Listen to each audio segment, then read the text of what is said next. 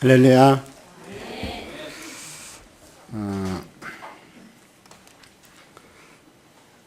제가 이제 오늘이 마지막 제주로 설교하게 됩니다. 그래서 제가 이제 오늘 말씀 준비를 하면서 하나님께서 주셨던 은혜들을 이렇게 한번 되돌이켜 생각해 봤습니다. 저 스스로에게 지난 한 2달 반 동안의 시간은 교회를 좀 더 잘 이해하는 그런 시간이었고, 또 하나님의 말씀을 전하는 것에 대해서 저 스스로에게 점검하게 하시는 그런 시간들이었던 것 같습니다. 그리고 제가 무엇을 믿고 정말 그 믿음대로 살고 또 선교하고 있는가 하는 것들을 되돌이켜 볼 수 있어서 저에게 굉장히 큰 유익이 되었습니다.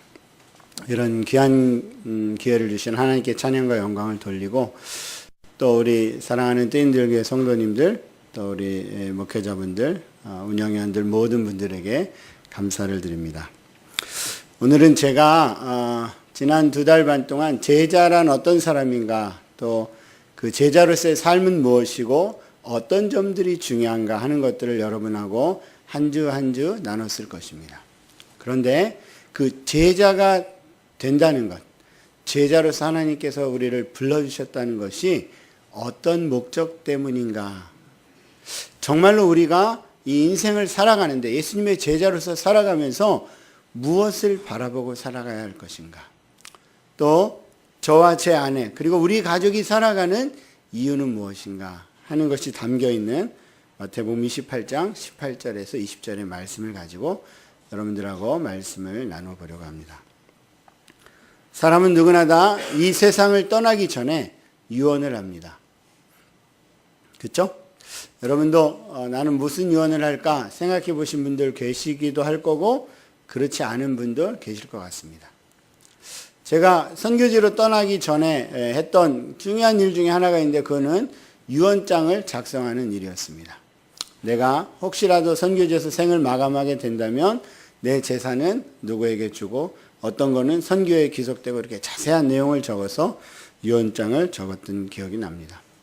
또 그것과는 별도로 제가 선교지에 있을 때 제가 일했던 것은 폭탄 테러도 있고 납치 사건도 있고 여러 가지 다양한 사건들이 비일비재하기 때문에 저 스스로 컴퓨터 비밀 폴더에 혹시라도 몰라서, 그런 일이 생기기는 원치 않았지만 혹시라도 몰라서 제가 이렇게 유언을 적어본 적이 있었습니다.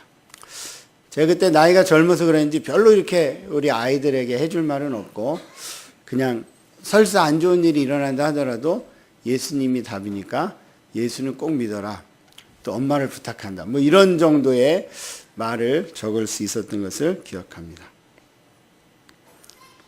이처럼 유언으로는 내가 평생을 살아보니까 이것이 인생이었구나 하는 것을 우리는 자녀들에게 알려주고 싶어 합니다. 여러분은 무엇을 남기시겠습니까? 유언이 한 사람의 인생의 가치를 담고 있을지언정 여러분은 여러분의 자녀들과 가족들에게, 또 주변에 있는 사람들에게 무엇을 남기시겠습니까? 오늘 본문은 바로 우리 주님의 유언과도 같은 말씀입니다. 이 장면은 사도행전 1장에도 기록되어 있는데 조금 더 마태복음 28장보다 자세히 적고 있었습니다. 사도행전 1장 1절에서 5절 사이에 보면 예수께서 십자가에 죽으시고 부활하신 후에 40일 동안 제자들과 함께 계셨다, 이렇게 누가는 적고 있습니다. 그리고 나서 제일 마지막 순간에 만나신 모습이 1장 6절부터 나오는데, 1장 6절은 이렇게 말하고 있습니다. 그들이 모였을 때 예수께 이르되 주께서 이스라엘 나라를 회복하심이 이때니까. 제자들은 아마 신이 났을 것입니다.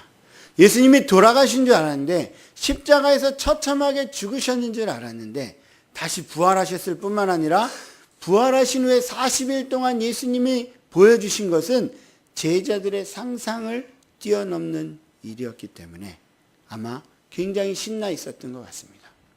모두가 다 문을 닫고 두려워 떨고 있는 제자들 가운데 예수님이 갑자기 나타나셨어요. 그들은 예수님이 다시 살아나셔서 그 전보다도 더 놀라운 기적들을 베푸시는 것을 보면서 야, 앞으로는 못할 일이 없겠구나 이렇게 생각했을 것 같습니다. 드디어 우리 주님 앞에 줄 서길 잘했어. 주님이 드디어 이제 이 이스라엘 나라를 회복하고 나에게도 뭔가 한 자리 주시겠구나. 이런 현실적인 기대가 채워질 것에 대한 소망을 가지고 우리 주님께 질문을 던졌던 것 같습니다. 주님, 이제 이 이스라엘 나라를 회복하실 것이죠? 그러면 저에게도 제 인생도 달라지겠죠?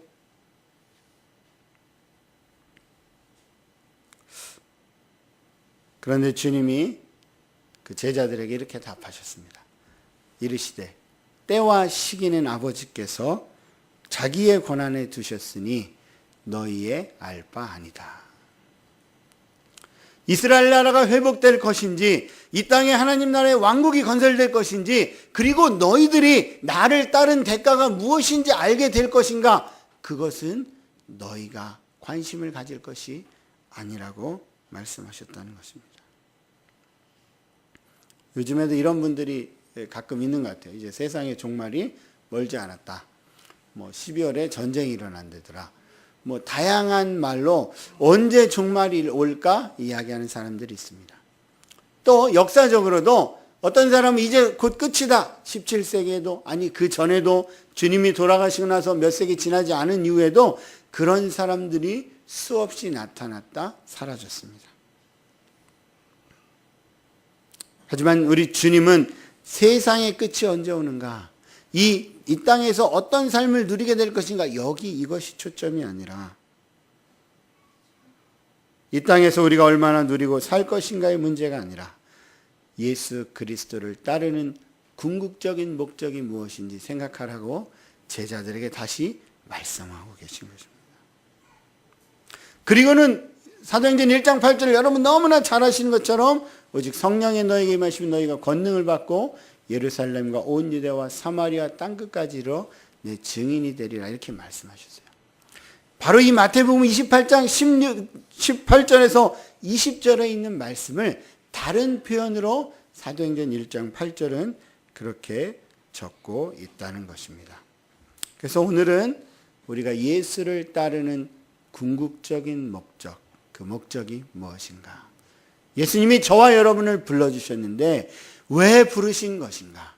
그리고 우리의 남은 인생을 어떻게 사용하기를 원하시는가 하는 것을 주님께 들어보는 시간이 되시길 바랍니다.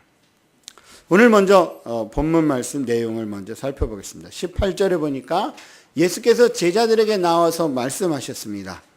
이르시되 하늘과 땅의 모든 권세를 내게 주셨으니. 여기 하늘과 땅의 모든 권세를 내게 주셨다 하는 이 기록은 다니엘서 7장에 기록된 인자 같은 이가 보좌 앞에 왔을 때 하나님께서 하늘과 땅의 모든 권세를 너에게 주었다라는 말씀과도 일맥상통하는 이야기입니다. 또 빌립보서 2장 9절에서 10절 이하에 있는 말씀처럼 예수 그리스도를 모든 이름에 뛰어난 이름을 주셨다라는 말씀과도 동일한 맥락의 이야기입니다. 다시 말해서 예수님은 십자가에 죽으시고 부활하셔서 그 죽음을 이기시는 것을 통해서 예수님 자신이 하나님이신 것을 우리에게 보여주셨다는 것입니다. 그 예수님이 제자들을 물고기 잡는 일상의 삶의 터전에서 부르셨다는 것을 예수님이 다시 기억하라고 하고 계십니다. 그 예수님이 세리 마태처럼 세금을 걷는 일을 하고 있던 사람을 부르셨던 분임을 기억하라고 우리 주님이 말씀하고 있는 것입니다. 저와 여러분에게 나를 따르라 라고 말씀하셨던 그분은 하늘과 땅의 모든 권세를 가지신 분, 하늘과 땅을 통치하시는 분, 아니 이 온 우주 만물을 만드신 그 하나님이신 예수님이 우리를 부르셨다는 것입니다. 우리를 부르신 분은 어떤 사상가였던 선생님이 아니었습니다. 우리를 부르신 분은 어떤 종교 지도자가 아니었습니다. 우리를 부르신 분은 우리에게 어떤 수행을 해서 도를 깨달으라고 말씀하신 분도 아니셨다는 것입니다.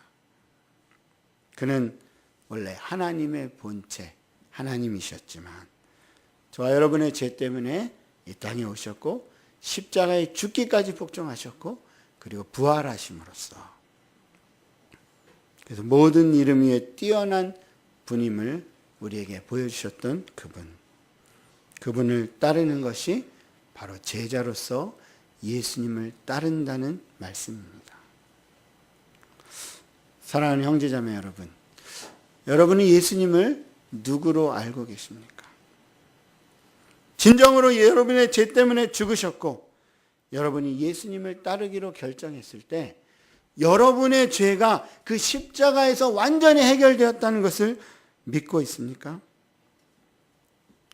예수님을 따른다는 것은 바로 예수님이 하늘과 땅의 주인이시고 그리고 나 때문에 십자가에 죽으셨을 뿐만 아니라 이제는 내가 십자가에 예수님과 합하여 죽은 바가 되었고 예수님이 내 안에 그래서 내가 예수 그리스도를 따라서 사는 존재로 바뀌어졌다는 것을 믿고 그 예수님을 선포하는 삶을 사는 것이 바로 제자로서 살아가는 것입니다. 그분이 온 우주의 왕이심을 선포하는 것입니다. 오늘 주님은 우리에게 무슨 사명을 말씀하시기 전에 저와 여러분을 부르신 분을 기억하라고 말씀하십니다. 예수님은 온 우주의 왕이시라는 것을 기억하라고 말씀하십니다.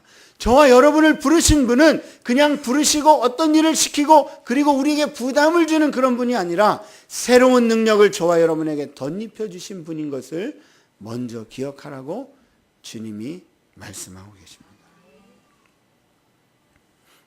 그리고는 말씀하십니다. 그러므로 온 우주의 왕이신 내가 너를 불렀기에 그러기에 너희는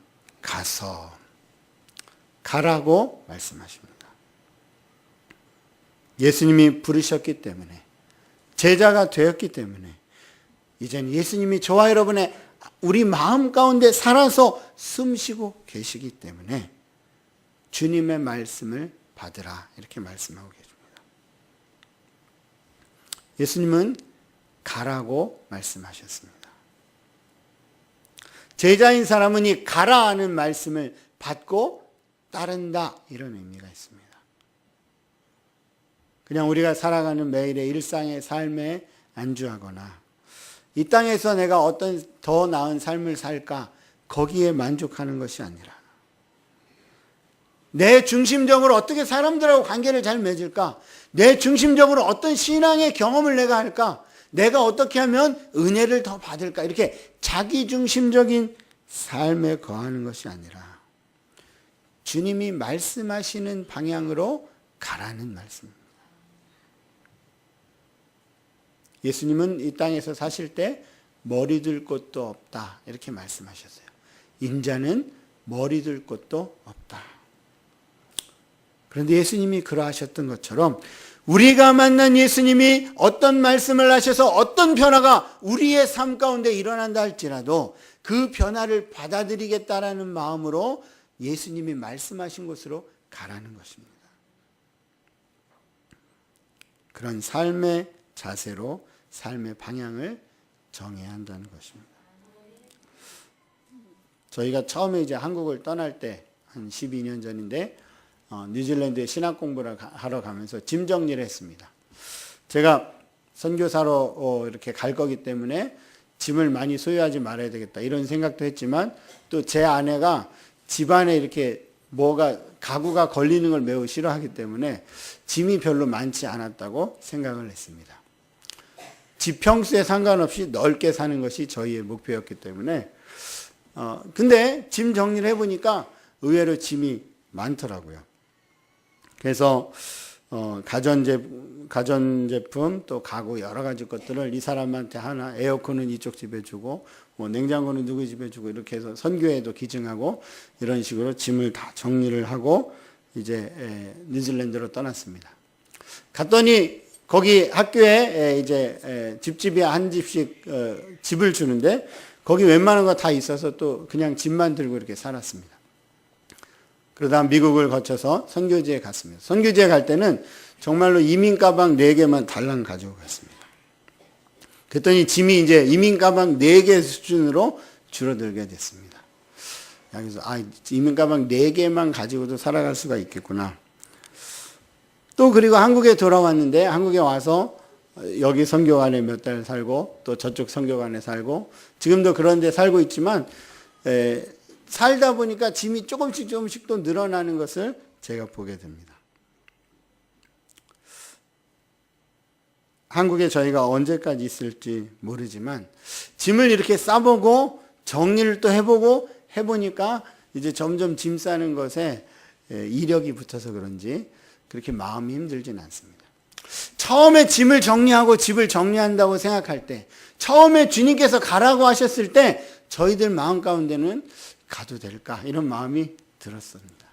하지만 정리를 1번, 2번 계속해서 가라는 곳으로 가다 보니까 그런 마음의 부담이 줄어드는 것을 경험하게 됐습니다. 왜냐하면 어떤 상황에 가든 내가 얼마큼 가졌든 주님은 항상 우리와 동행하시기 때문에. 최근에 어떤 분이 저한테 국민주택복음을 들어라 이렇게 얘기를 했습니다.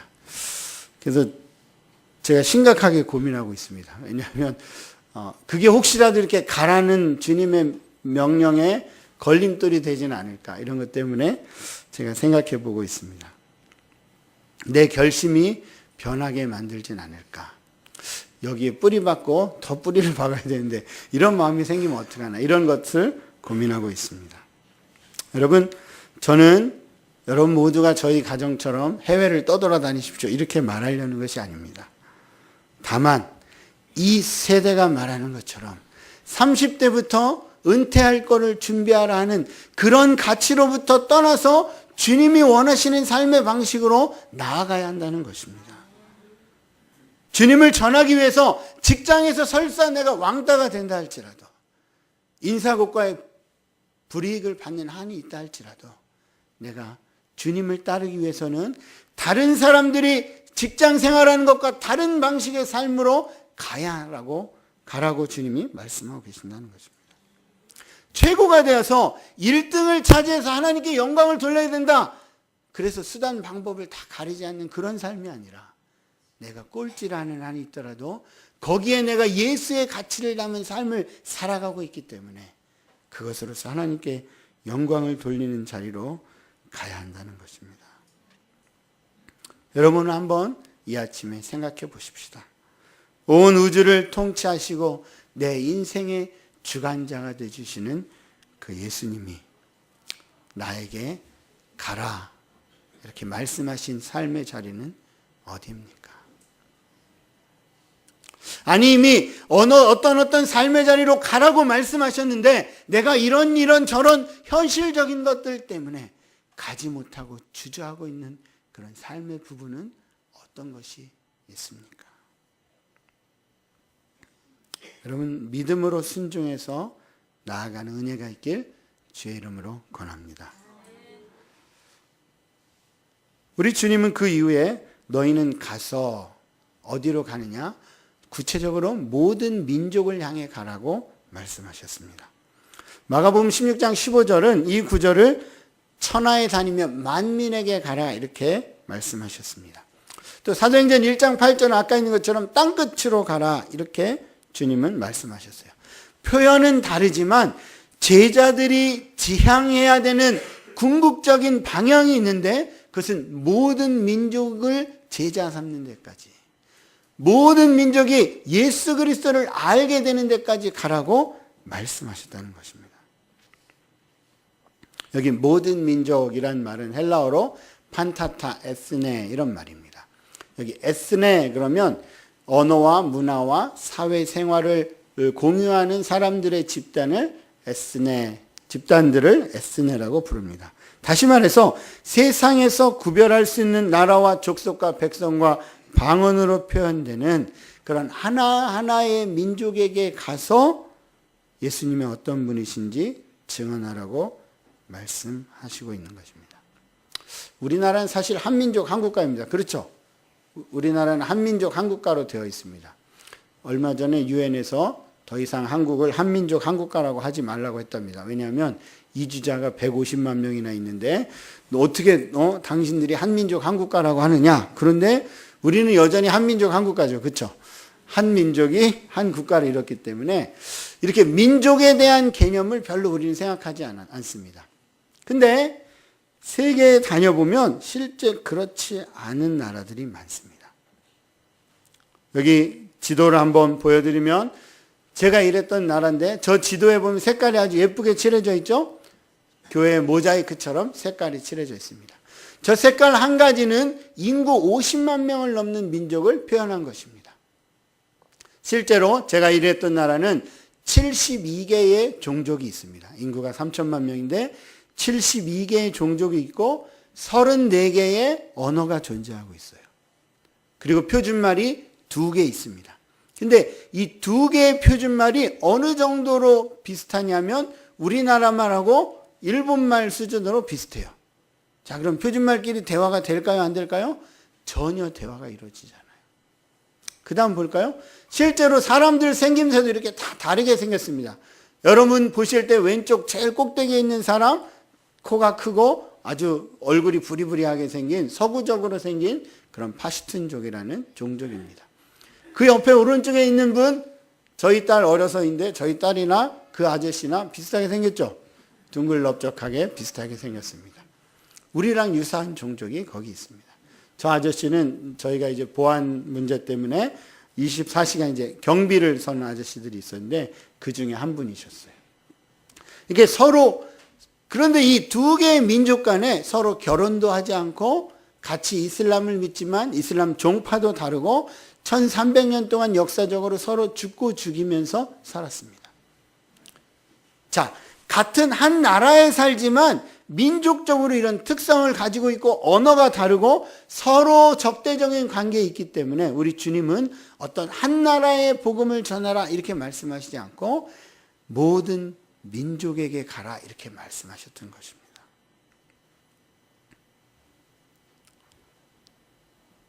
그 다음 또 보면 요즘에 문제 많은 중동 지역에 가도 중동에도 아랍 민족 그러면 아랍 사람들이 한 민족인 줄 아는데 그렇지 않고 한 200개쯤 되는 종족이 아랍과 중동과 북아프리카에 흩어져서 살고 있습니다.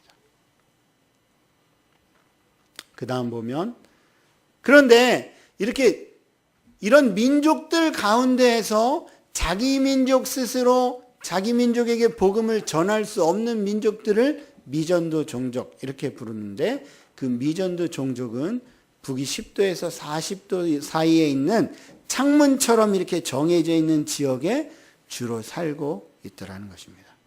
우리 예수님이 모든 민족에게 가서 복음을 전하라 이렇게 말씀하셨는데 그 모든 민족에게 가기 위해서 필요한 그 남아있는 지역들이 있는데 그 지역들을 따져보니까 북위 10도에서 40도 안에 있고 그것을 어떤 루이스 부시라는 선교학자가 1040장 이렇게 이름을 붙였습니다. 그 다음에 보면 거기에 사는 사람들 이슬람교를 믿거나 힌두교를 믿거나 불교를 믿는 사람들이 대부분입니다.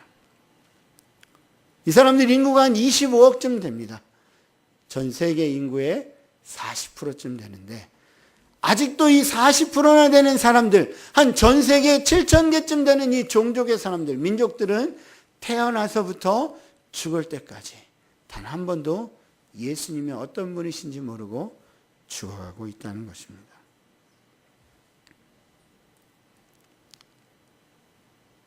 뿐만 아니라 우리 사회에는 150만 명의 이주자들이 살고 있습니다. 그 150만 명의 이주자들은 바로 저기야 그려져 있는 1040장 안에서 우리나라에 와서 살고 있는 사람들이 대부분입니다. 정부 통계에 의하면 앞으로 한 20년쯤 후에는 600만 명의 이주자가 우리 가운데 살고 있을 거라고 합니다. 35년 후에는 1000만 명의 이주자가 다시 말해서 우리나라 인구의 20%가 이주자들로 채워질 것이라고 합니다. 그들은 우리나라에 와서 이른바 흔히 말하는 3D 업종에서 일합니다. 어렵고 힘들고 돈 안 되는 위험한 그런 직종을 감당합니다. 그래서 어떤 때는 장애인으로 남기도 하고 어떤 때는 월급을 못 받아서 어려움을 겪기도 합니다. 근데 왜 하나님은 그 사람들을 미전도 종족 가운데 뽑아서 우리 사회에 데려다 놓으신 걸까요? 그 사람들 굳이 우리나라에 와서 살 필요가 없었는데 왜 우리 사회로 데리고 와서 우리 가운데 살게 하신 것일까요? 저는 이렇게 생각해 봅니다.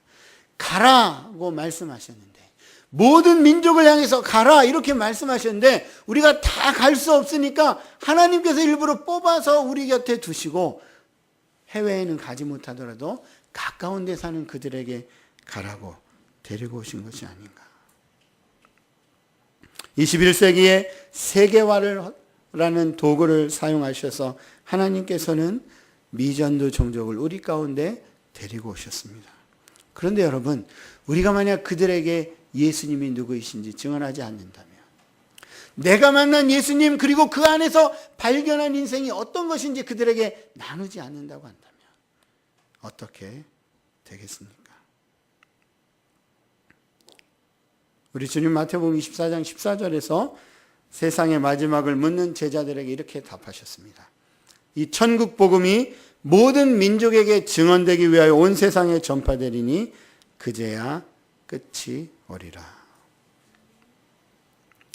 여러분, 우리 주님은 지금도 저와 여러분에게 주님이 다시 오시기 위해서 모든 민족이 복음을 듣는 그날까지 땅끝에 있는 모든 민족을 바라보고 나를 따르라고 말씀하고 계십니다.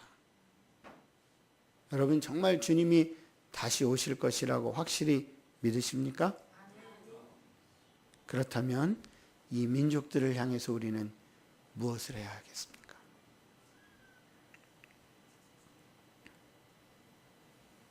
바로 주님이 이렇게 말씀하셨습니다. 가서 모든 민족을 제자로 삼으라. 제자로 삼아 아버지와 아들과 성령의 이름으로 세례를 베풀고 내가 너에게 분부한 모든 것을 가르쳐 지키게 하라. 이렇게 말씀하고 계십니다. 흔히 우리가 예수님의 명령을 생각할 때, 제자를 삼는다고 생각할 때 세례를 베풀고 신앙적인 교육을 시키는 것만 자꾸 생각을 합니다.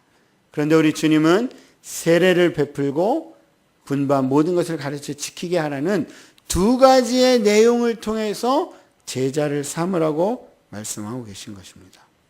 세례는 내가 그리스도와 합해서 십자가에 죽었음을 의미합니다. 내가 더 이상 내 인생의 주인공, 주인이 아닌 것을 고백하는 것입니다. 뿐만 아니라 세례는 그렇게 내가 죽고 예수님이 내 안에 이제 사시는 존재로 바뀌어졌다. 예수 그리스도를 덧입는 존재로 내가 바뀌어졌다는 것을 의미합니다.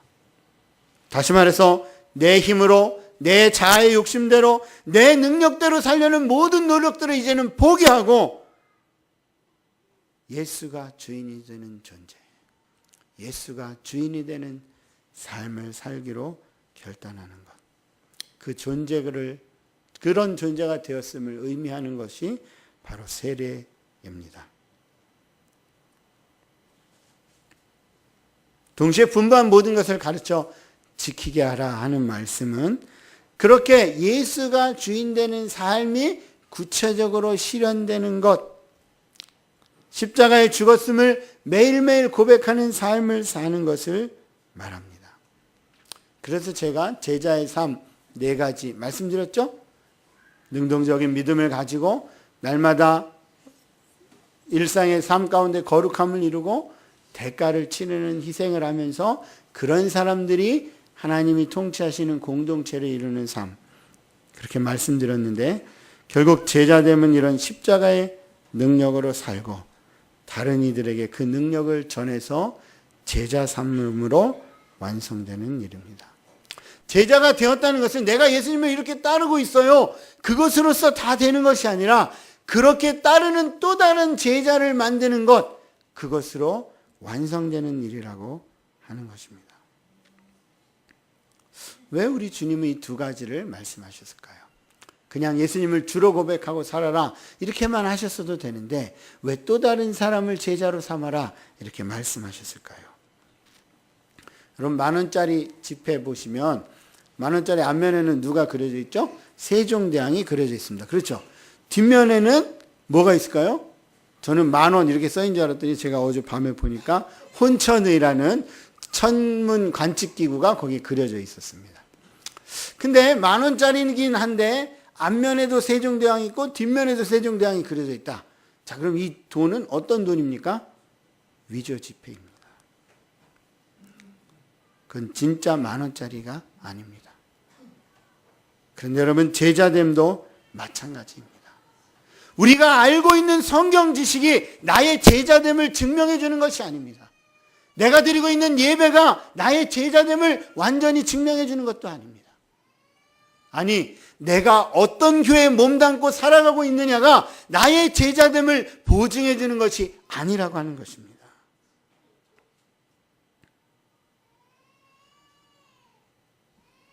나의 삶을 통해 제자 삼는 삶을 살아갈 때, 나의 삶을 통해 내가 기도하는 신앙생활을 통해 땅끝에 있는 민족이 주님께 돌아오는 일을 경험하게 될 때, 아니 땅끝까지 가지 않더라도 너희는 가라 하는 그 말씀에 반응해서 우리 주변에 있는 사람들에게 나아갈 때, 그때 우리가 제자인 것을 다른 사람들이 알게 된다는 것입니다. 지금 남아있는 모든 민족의 상황도 이와 같습니다. 지금 남아있는 모든 민족의 상황을 보면 이 전에 한 장이 있습니다. 그 사람들 상황이 어떠냐 하면, 사실 이 미전도 종족들은 아주 발달된 그런 종교들 체계 안에 살아갑니다. 그래서 아까 이슬람교, 힌두교, 불교 이런 종교들이 주를 이루고 있다 말씀을 드렸는데, 이런 종교들의 특징이 어떤 특징을 가지고 있냐면 정치와 경제와 문화와 사회 구조가 다 이렇게 통합되어 있다는 특징을 가지고 있습니다. 제가 사역했던 나라에서 예수를 믿으려면 목숨을 걸고 예수를 믿을 때만 믿을 수가 있습니다.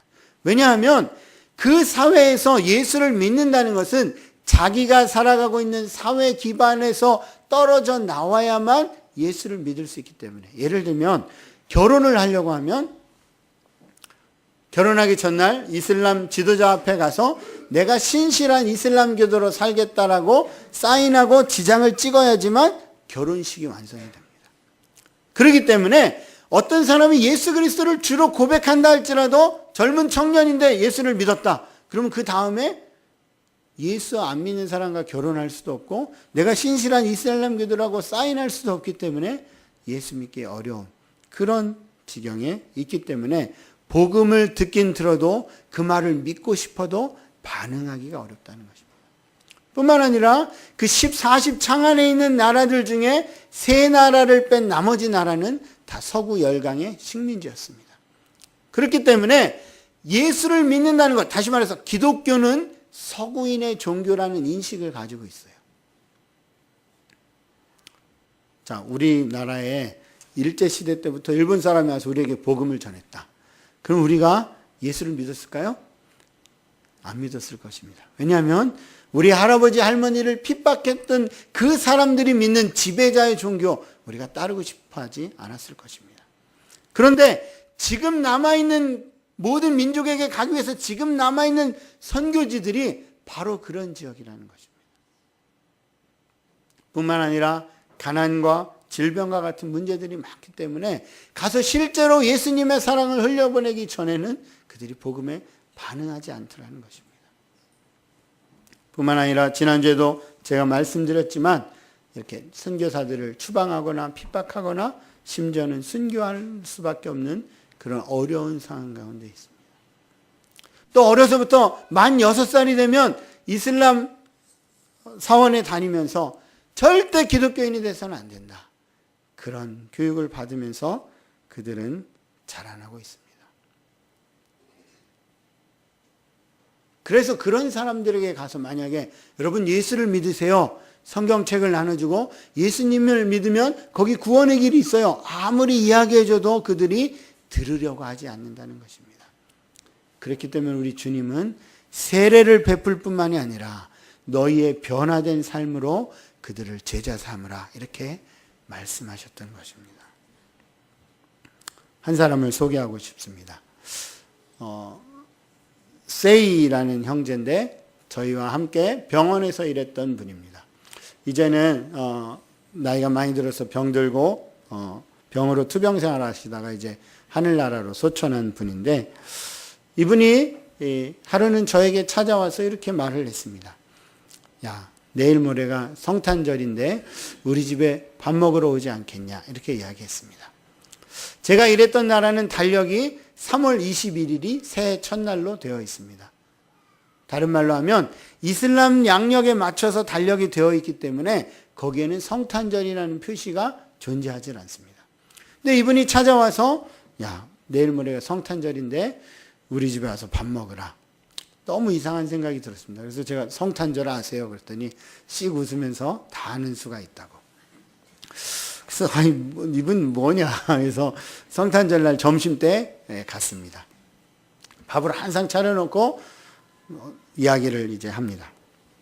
근데 하는 말이, 야, 내가 지난 8개월 동안 너를 지켜봤는데, 이렇게 말하는 것입니다. 제가 간담이 서늘해졌습니다. 지난 8개월 동안 너를 지켜봤는데, 그러면서 저분하고 실갱이를 벌렸던 일들이 막 생각이 나는 거예요. 의학적 견지가 달랐기 때문에 언쟁을 하기도 했고, 제가 환자를 빨리빨리 보게 안 해준다고 화를 내기도 했고, 그런 생각이 나면서, 야, 큰일 났다. 8개월 동안 나를 지켜보다니. 근데 하는 말이, 8개월 동안 지켜봤는데 네가 환자한테 뇌물 안 받고 환자 등쳐먹지도 않고 너 분명히 예수를 따르는 사람인 것 같아서 초대를 한 거야, 이렇게 말을 하는 것입니다. 그러면서 자기 이야기를 하는 거예요. 사실은 내가 10년 전에 내전 때 내가 예수를 믿게 됐는데, 그리고 피난 생활하면서 예수님이 어떤 분이신지를 경험하게 됐는데, 당신 예수 믿는 사람 같으니까 나랑 같이 좀 교제하고 살 수 없냐고. 그러면서 뭐라고 하냐면, 내 가장 큰 기도 제목은 내 아내와 아이들이 예수님을 믿는 것인데, 내가 그렇게 그 사람들을 가르칠 수 없으니까 우리 가족을 좀 가르쳐 달라고 그렇게 말했습니다. 그리고는 그로부터 한 2년쯤 지났을 때 가족이 다 같이 한날 한시에 세례 받았을 때의 모습입니다.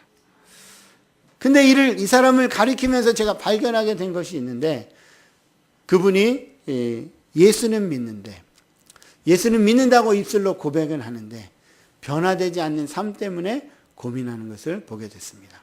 저하고 그 다음에 만나서 매주 한 번씩 만나서 성경 공부를 하는데, 성경을 너무 잘하세요. 예수 영화를 보고 또 봤기 때문에 누가복음을 저보다 더 잘할 정도가 됐습니다. 근데 하루는 이런 고백을 하는 거예요. 내가 어제 유리창을 깼다고. 그래서 왜요? 그랬더니 화가 나서 집에 있는 한쪽 면에 있는 유리창을 다 깼다고. 그러면서 내가 예수 믿는 사람 맞는지 모르겠다고. 그래서 제가 그랬습니다. 저도 신혼 때 많이 해봤다고. 신혼 때 저도 많이 해봤고 같이 살까 말까도 고민도 많이 해봤다고. 근데 예수님이 나를 이렇게 변화시켜 주셨다고. 아직도 내가 어려울 때가 있다고. 아직도 내가 실수할 때가 있고 실패할 때가 있다고. 그런데 예수님이 나와 함께 하시기에 나는 다시 일어나서 예수님을 따라가는 것이라고. 그래서 제가 격려를 해줬습니다. 조금씩 그 사람이 변하기 시작했습니다.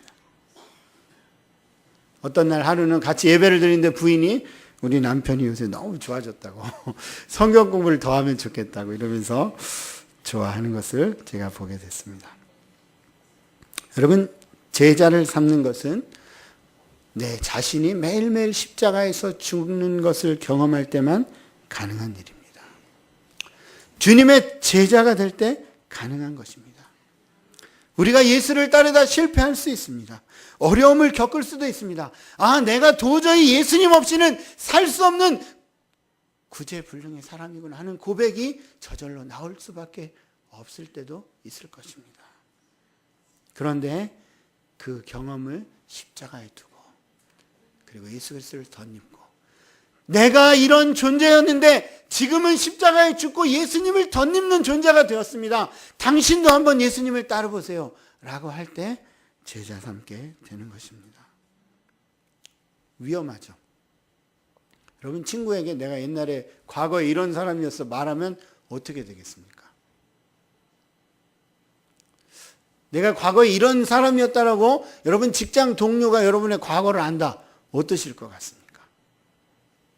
근데 그 죄가 십자가에서 해결됐기 때문에 그런 나 같은 존재를 구원하신 분 당신에게도 기회가 있습니다. 그것이 메시지가 될 때 제자 삼을 수 있다고 하는 것입니다. 우리는 길 한쪽에 앉아서 저기 예수님이란 분이 계세요. 저분이 이런 분이에요. 저분이 이러이러한 일을 하신 분이에요. 그러니까 당신이 한번 따라 보세요. 나는 여기 앉아 있겠습니다.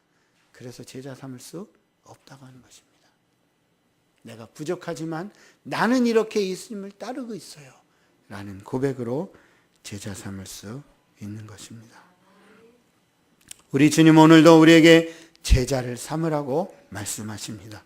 우리가 처한 가족 환경 가운데에서, 우리가 처한 일터 가운데서, 우리가 처한 이웃들과의 관계 가운데서, 아니 우리가 처한 그 어떤 상황 가운데서라도 제자를 삼으라고 말씀하고 계십니다. 제자 삼고 계십니까?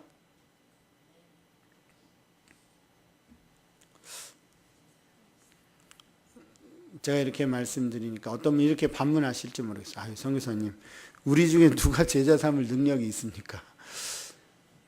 저도 없습니다. 그래서인지 우리 주님이 20절에 이렇게 말씀하십니다. 볼지어다 내가 세상 끝날까지 너희와 항상 함께 있으리라. 만약 주님이 저와 여러분에게 네 능력으로 제자를 삼아봐라 이렇게 말씀하셨다면 우리 중에 그 어떤 사람도 제자 삼을 수 있는 사람은 존재하지 않을 것입니다. 왜냐하면 그것이 바로 인간의 타고난 죄성이고 본성 때문에 넘어질 수밖에 없기 때문에. 그런데 우리 주님은 너희는 가서 모든 민족을 제자로 삼으라라고 말씀하시면서 동시에 볼지어다 내가 세상 끝날까지 너희와 항상 함께 있으리라고 약속의 말씀을 주셨던 것입니다. 사도행전 1장 8절 말씀 우리에게 이렇게 증언하고 있습니다. 오직 성령이 너에게 임하시면 너희가 권능을 받고 예루살렘과 온 유대와 사마리아와 땅끝까지 이르러 내 증인이 되리라. 여기서 되리라 하는 말씀은 되라 이렇게 명령하시는 말이 아니에요. 되리라 하는 말씀은 예수님의 말씀에 순종해서 우리가 나아가기만 한다면, 우리가 예수님의 말씀에 순종해서 믿음의 길을 걸어가기만 한다면 그런 존재가 될 것을 예수님께서 그렇게 하시겠다라는 약속의 말씀인 것입니다. 우리가 예수님을 따라 살면 십자가에 매일매일 내가 죽고 예수님 그리스도를 덧입는 삶을 추구하기만 한다면 반드시 저런 일이 일어날 수밖에 없는 존재가 바로 저와 여러분이고 그것이 예수님의 제자의 특징이라는 것을 우리 주님이 말씀하신 것입니다. 그래서 초대교회 성도들은 땅끝을 향해 나아갔습니다.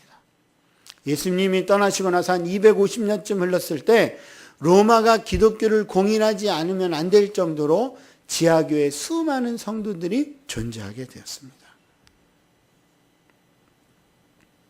자, 300년이쯤 지났을 때 로마가 기독교를 국교로 공인하게 됐습니다. 자, 300년 만에 전체 로마 제국이 다 복음화됐다면 지금쯤은 주님이 오셨어야 되는데, 그렇죠? 이상하지 않습니까? 지금 어떤가? 아까 세계 종교 현황을 보면 현재 아직도 40%의 사람들은 미전도된 종족, 다시 말해서 교회가 없는데 살아가는 사람들이 전 세계 인구의 40%쯤 된다는 것입니다. 이상하지 않습니까? 300년 동안 전체 로마가 복음화가 됐는데 왜 2000년이 지난 지금도 전 세계 인구의 40%는 예수님이 누구신지 태어나서부터 죽을 때까지 단 한 번도 듣지 못하고 죽어가는 것일까요? 세계에 18,000개의 종족이 있는데 그 중에 7,000개쯤 되는 종족은 아직도 복음을 듣지 못하는 미전도 종족들입니다. 그나마 18,000개 중에 10,000개의 종족은 지난 200년 동안에 복음을 들었습니다. 왜 그렇게 됐을까요? 왜냐하면 기독교를 공인하고 난 이후에 교회의 주인이 누구인지를 두고 다투기 시작했습니다. 어떻게 교회를 지어야지 하나님 마음에 맞는 교회인지를 두고 서로 나누기 시작했습니다. 우리 교회가 어떻게 하면 더 좋은 교회가 되는가에 관심을 기울이고 너희는 가라 하신 말씀을 잊어버린 채 자기들 삶에 몰입되고 또 몰입되어 살아가기 시작했습니다. 가라는 사명을 잃어버리고 내가 처한 자리와 나에게 집착하는 신앙으로 변질되었기 때문에 그렇습니다. 오늘 우리 주님 말씀하십니다. 하늘과 땅의 모든 권세가 나에게 있으니 그러므로 가서 모든 민족을 제자 삼으라. 여러분 제자입니까? 주님의 음성을 들으십시오. 그럼 어떻게 하면 될까요? 이 주님이 주신 사명 감당하기 위해서 어떻게 하면 될까요? 첫 번째는 거기 주보에 있는 대로 날마다 사랑 안에 거하는 제자가 되는 것입니다. 여러분 제가 제일 처음에 나눴던 향유를 부인 여인 기억하실 것입니다. 자기 죄가 용서받은 것이 너무 감격해서 누가복음 7장에 나와 있었던 것처럼 모든 자기의 전 재산이 담겨 있었던 향유를 들고 예수님께 와서 그것을 깨뜨려서 예수님께 드렸던 것처럼 우리가 예수님의 사랑을 기억하고 감격할 때 우리는 제자로서 제자 삼는 삶을 살아갈 수 있습니다. 이건 당위나 의무로 할 수 있는 일이 아닙니다. 제자이기 때문에 죄책감 때문에 제자 삼으러 가는 것도 아닙니다. 저와 여러분의 경험한 그 사랑은 그 어떤 것과도 비교할 수 없기 때문에 그래서 다른 사람에게 그 사랑을 알려주는 것.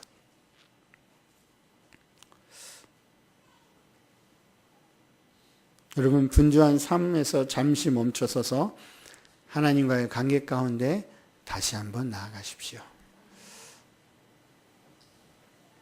주님이 그렇게 하셨던 것처럼. 두 번째는 제자 삼는 일을 위해 기도하는 것입니다. 여기 중보기도 했는데 기도는 사역입니다. 제자로서 행해야 되는 것 2주 전에도 나눴지만 예수님께서 새벽 아직도 이른 때 따로 나가서 한적한 곳으로 가셨던 것처럼 기도를 통해 하나님의 뜻을 발견하고 그 뜻을 행하러 가는 것. 여러분 정말 기도가 여러분의 삶을 바꾸신다고 믿으십니까? 세계에 있는 민족들의 영적인 상황을 바꾸신다고 믿으십니까? 정말로 기도가 내 인생과 내 인격과 우리 가족의 삶을 바꾼다고 믿는다면 기도해야 할 것입니다. 아니 삶이 기도가 되는 삶을 살아가야 할 것입니다.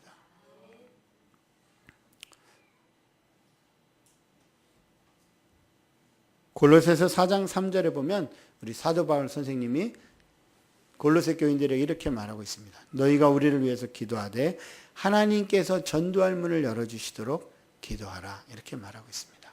사도 바울 선생님은 사도 바울 선생님의 손수건만 가져다 놔도 아픈 사람이 낫는 그런 능력의 종이었습니다. 그런데 골로새 교인들에게 이야기할 때 너희가 나를 위해서 기도하되 하나님께서 전도할 문을 열어주시도록 왜 그런 부탁을 했을까요? 사도 바울 선생님은 제자 삼는 것은 기도에 달려있음을 알았기 때문에 그랬던 것입니다.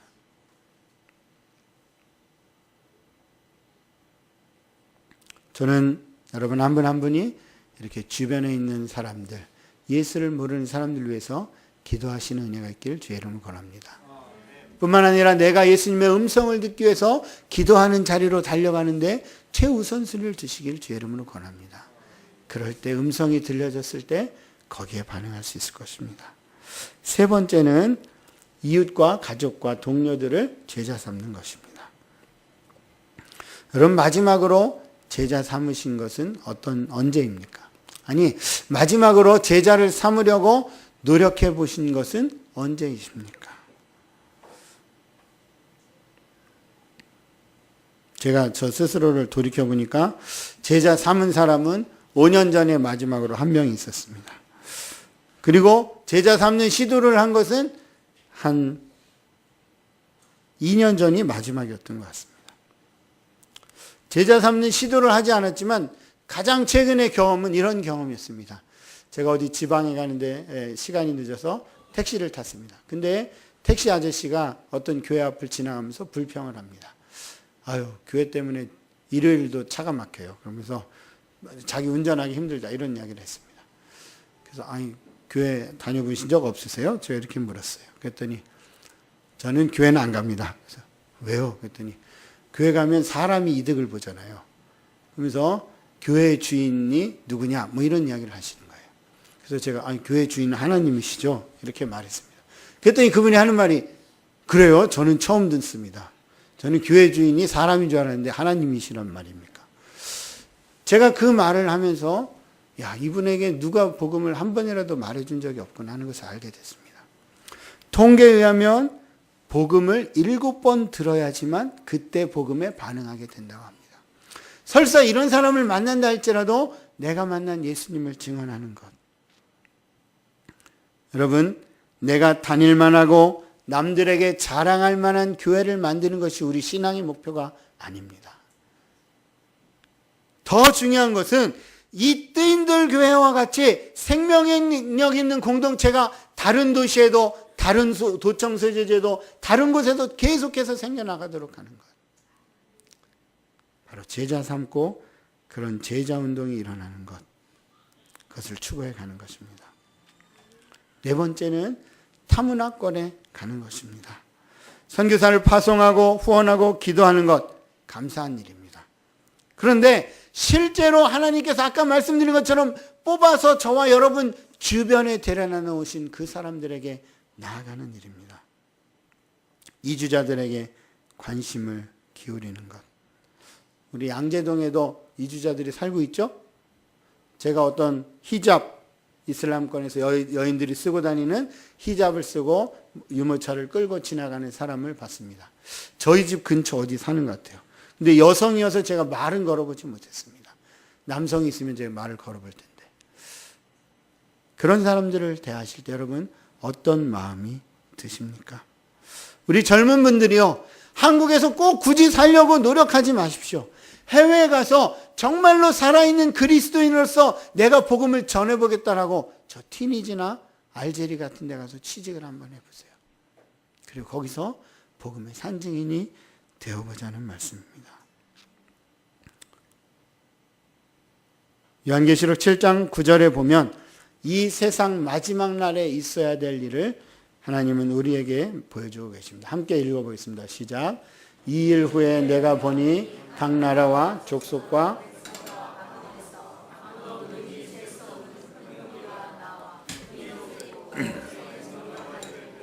보좌 앞과 어린 양 앞에 서서.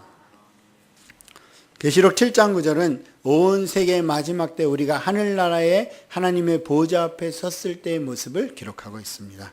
여기 보니까 각 나라와 족속과 백성과 방언에서 셀 수 없이 수많은 무리가 나와서 흰옷을 입고 종려가지를 들고 보좌 앞에 서서 구원하심이 어린 양과 하나님께 있도다 찬양하는 모습을 그리고 있습니다. 여기 흰옷을 입은 사람들은 누구입니까? 요한계시록 7장 14절에 보면 어린 양의 피에 그 옷을 씻어 희게 된 사람들이라고 말하고 있습니다. 다시 말해서 어린 양의 피, 예수 그리스도의 피를 덧입어서 그 죄가 사하여져서 깨끗함을 입은 사람들 누구입니까? 저와 여러분인 것입니다. 저와 여러분은 나중에 하늘나라에 올라가서 하나님의 보좌 앞에 서서 손을 들고 구원하심이 어린 양과 하나님께 있도다 찬양을 또 올리고 또 올리는 존재로 바뀐 사람들입니다. 그런데 여러분, 저에겐 꿈이 있습니다. 어떤 꿈이냐면 나중에 제가 그 하나님의 보좌 앞에 섰을 때 제가 선교지에 가서 만나서 성경책을 나눠주고 복음을 전했던 그 사람들 제 손을 같이 붙잡고 하나님을 찬양하는 꿈을 저는 꾸고 있습니다. 저는 우리 뜨인들 교회에 속한 여러분 한 분 한 분이 이런 꿈을 같이 나눴으면 좋겠습니다. 내가 나중에 주님 앞에 섰을 때 지금 당장 눈에 보이진 않지만 내가 복음을 전했던 그 사람들과 하나님을 함께 찬양하는 비전. 여러분, 제자의 삶은 이 땅에서 최고의 인생을 누리고 성공하는 것을 추구하는 것은 아닐 것입니다. 여러분, 진정으로 행복하고 기쁜 인생을 살기 원하십니까? 어르신들이 70, 80 다 지나신 다음에 참 인생 짧어 이렇게 말씀하시는 것 제가 종종 듣습니다. 이제 그 의미가 뭔지 약간 이해할 듯 말 듯 합니다, 저는. 근데 여러분, 이 짧은 인생, 진정한 의미가 무엇인지 알고 싶지 않으십니까? 눈에 보이는 것, 내가 누릴 수 있는 것, 내가 소유할 수 있는 것을 갖는 것도 그것도 기쁨이 되겠지만 그것으로 다 채울 수 없는 영원한 기쁨과 소망, 그것을 누리고 싶지 않으십니까? 오늘 그런 분들을 우리 주님은 초대하고 계십니다. 오늘 말씀 19절, 20절 다시 한번 보면 그 19절, 20절은 우리 주님의 사랑스러운 초대장입니다. 그러므로 너희는 가서 모든 민족을 제자로 삼아 아버지, 아들과 성령의 이름으로 세례를 베풀고 내가 너희에게 분부한 모든 것을 가르쳐 지키게 하라. 볼지어다 세상 끝날까지 너희와 항상 함께 있으리라. 여러분, 어떻게 반응하시겠습니까? 이건 의무로 할 수 있는 일이 아닙니다. 제가 물고기 이야기하고 마치겠습니다. 저희 아이가 초등학교 2학년 때 물고기를 한 마리 받았습니다. 이 물고기는 저하고 아내가 하루는 수술을 받고 합병증이 생긴 사람을 다시 수술하게 됐습니다. 생사의 기로에 있는 사람이었는데 저희 부부가 이제 함께 수술을 했습니다. 원래 저희 부부가 잘 수술을 안 합니다, 같이. 의학적 견해가 매우 다르기 때문에. 근데 같이 수술하고 합병증도 생기고 한국에서도 아마 반은 살고 반은 죽었을 법한 그런 사람이었어요. 근데 금식하고 기도하고 환자가 살아서 집에 돌아갔습니다. 참 감사했어요. 근데 한 2주쯤 지난 다음에 그 환자의 보호자인 남편이 저희를 찾아왔어요. 근데 이렇게 큰 마대자루에다가 물이 뚝뚝뚝 떨어지는데 그걸 들고 반면에 아주 웃음을 지으면서 선생님 안녕하셨어요 이러면서 그걸 자루를 하나 들고 찾아왔어요. 저기 자루가 바닥에 깔려있죠. 근데 그 자루를 열어보니까 바로 이랬어요. 물고기 배 창자를 다 꺼내고 풀로 채우고 물을 끼얹어가면서 3일길 그 물고기를 들고 와서 선생님 제 아내를 고쳐주셔서 너무 감사해요. 그러면서 그걸 저에게 이렇게 줬습니다. 그래서 어떤 NGO 사무실에 가서 저걸 잘라서 잉어탕이다 이렇게 제가 얘기하고 선교사들을 초대해서 같이 삶아 먹기 직전에 제가 사진을 찍었어요. 근데 만약 그분이 고기를 들고 왔는데 그걸 들고 와가지고 인상을 팍 쓰면서 이거 되게 귀한 건데 선생님 감사해요. 제 아내를 살려주셔서. 근데 이게 내 평생에 이런 고기 못 잡아봤는데 이거 아까워라. 이거 어떡하나 막 이러면서 주저주저 하면서 저한테 근데 하여튼 고쳐주신 거 감사하니까 그러고 물고기를 저한테 줬다. 제가 어떻게 했을까요? 제가 괜찮아요. 그렇게 말했을 것입니다. 왜냐하면 저와 제 아내가 무슨 대가를 바라고 그 일을 한 것이 아니기 때문에. 근데 여러분, 우리 주님도 마찬가지이십니다.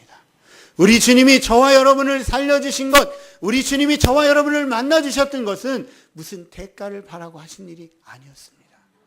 오늘 이 마태복음 28장 18절에서 20절에 있는 말씀으로 저와 여러분을 초대하시는 단 한 가지 이유는 하나님이 어떤 분이신지를 저와 여러분에게 알려주시기 위해서, 우리의 눈에 보이는 것보다 훨씬 더 깊고 위대한 인생이 있다는 것을 저와 여러분에게 경험케 해주시기 위해서 저와 여러분을 초대하고 계신 것입니다.